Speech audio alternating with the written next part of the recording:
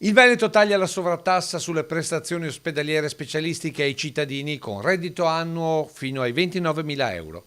Il super ticket, deciso dal Ministero da 8 anni con un governo di centrodestra, era stato ridotto dal Veneto dai 10,5 euro a prestazione, che andavano comunque a sommarsi ai 36,15 di base, ma dal gennaio 2020 sarà completamente abolito per le fasce di reddito meno abbienti. Questo a dimostrazione che se le cose non sono giuste, il Veneto, nella difesa del Veneto, dei Veneti e dei diritti dei Veneti, va contro un governo di centrodestra come un governo di centrosinistra. Mi sembra che sia palese e chiaro questo. Un provvedimento finora adottato solo dalla regione Emilia-Romagna, che aveva controbilanciato il mancato introito allo Stato con risparmi dalle pieghe del bilancio. Oggi cosa succede? Oggi all'interno del Fondo Sanitario Nazionale e all'interno appunto, e quindi il governo di oggi, quindi ha fatto qualcosa insomma in soccorso anche di quello che era successo, quindi questo governo, il governo appunto Lega 5 Stelle, insomma all'interno appunto delle risorse del fondo sanitario ha stanziato 60 milioni, poi una quota a parte per ogni singola regione.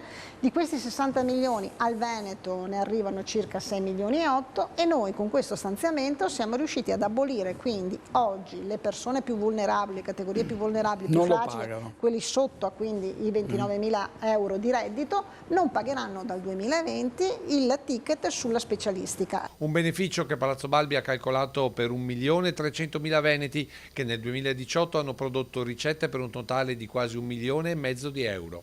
Plaudono alla scelta sia la CGIL che il Tribunale del Malato, che da tempo denunciavano come questa sovrattassa impedisse di fatto ad anziani e ai redditi bassi l'approccio alle cure specialistiche. Ma l'obiettivo del Veneto è ancora più ambizioso. Rimangono gli altri con i 10 euro appunto per la specialistica. Quelli però sopra i 29.000. Quelli sopra, quindi le persone insomma, diciamo che stanno meglio da un punto di vista della posizione economica, non le categorie cosiddette fragili e vulnerabili, però l'impegno nostro è quello di arrivare anche a un'abolizione a quel ticket e lo potremmo fare questo e lo vogliamo fare con l'autonomia e quindi col percorso di autonomia iniziato e che ci auguriamo insomma vada a buon fine, perché all'interno del pacchetto anche proprio del settore sanità abbiamo previsto anche questo.